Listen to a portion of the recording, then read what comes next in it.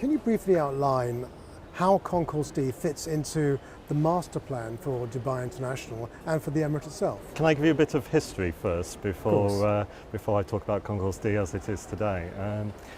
Concourse D was part of our SP 2020 strategy that we released back in 2009. So it was conceived 6-7 years ago now.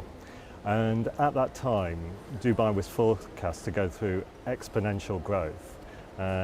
In fact, the growth that we've seen come through has actually beaten our expectations that we saw back in 2009. Now, we knew back then a fundamental part of our strategy was to provide more concourse space. And so we looked at available areas on the airport to increase pier service, to increase contact stand capacity. And that's where Concourse D came from. It was intended to get, or be a piece of the jigsaw that would get Dubai International to 90 million passengers by 2020. So how has the strategy and thinking around this concourse differed from others you've been involved with in Dubai and elsewhere? I mean, what in your view are the biggest challenges?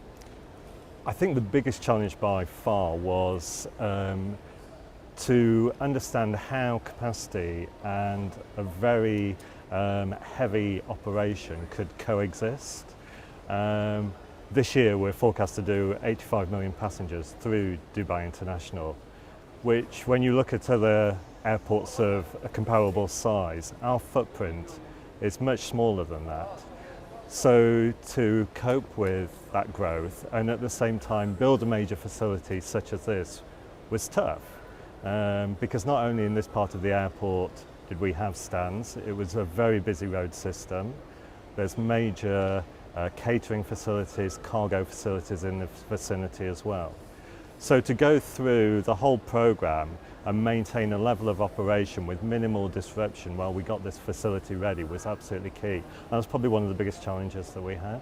What considerations then did you have to make with a view to building a concourse that would actually stand the test of time and remain relevant in the next decade? Yeah, I think if you look at Concourse D relative to some of the other concourses that we operate, it's got a very different feel about it. It's very European. It is very European, and it's if you look at the space inside, with the high ceilings that we've got, as in the lounge here, it feels much more airy for our passengers. And I think that degree of airiness, the circulation that passengers can do, has brought it a leap forward to what we've seen in our other concourses. And it's something that we'd like to emulate as we go forward and develop at our site at DWC.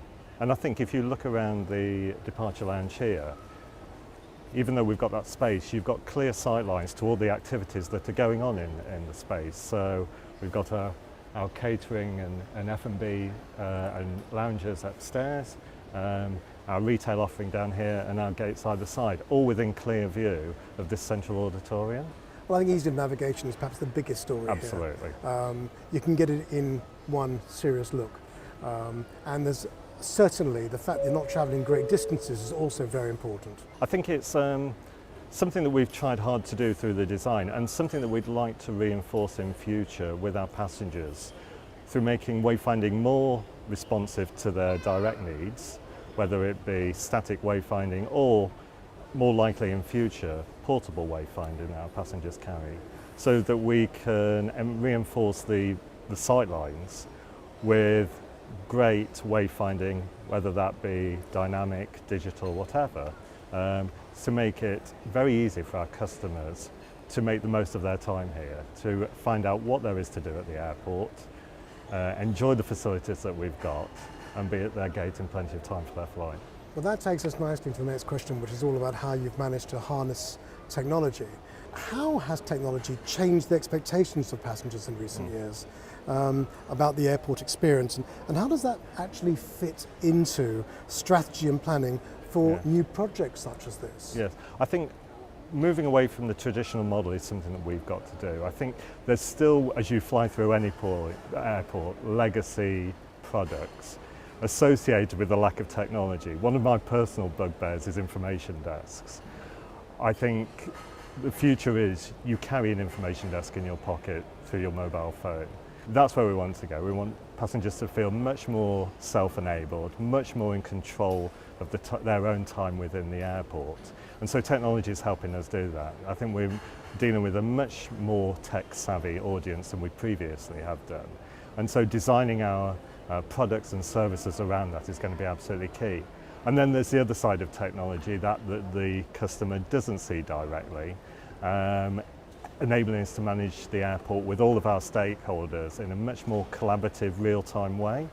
So what the passengers don't see is the investments that we're making in information, in spaces which enable those stakeholders to collaborate and address any service issues, any queuing in real time, redeploy resources, and hopefully the passengers subliminally will get a much better experience due to that. But you have to adopt smart solutions, don't you? The problem is that you introduce new technology, it's obsolescent after a year. We do. So we'll continue on it, and that's one area we're going to have to be continually aware of. We're probably going to have to remain on this site for the next 10 years and try and get the forecast passenger numbers through this site, 120 million passengers, is not going to be a facility issue in future. Concourse D has probably eaten up the last significant amount of space that we could dedicate to a facility such as this. You can't build any more. We can't, not on this site. So to get to 120 million passengers has to be process technology related. Our customers, 120 million of them, will have to move through the same amount of real estate, but technology will help the flows, the processes, enable us to get to that kind of capacity without future build of this size. With competition intensifying in the aviation and the airport marketplace, how do you see Dubai's place in the regional and global marketplace today and tomorrow? What are the challenges you think the airport faces maintaining its leadership status? We're obviously aware of the new developments within the region that other airports are investing in at the moment, and at the same time we have a facility at Dubai International which I have just explained is site constrained. So given that our market is very oriented towards a transfer market, which probably is the least loyal of any of your passenger base, because they're not dependent on that origin or that particular destination. They have now a range of transfer points that they can choose. We have to be conscious of what's happening around us.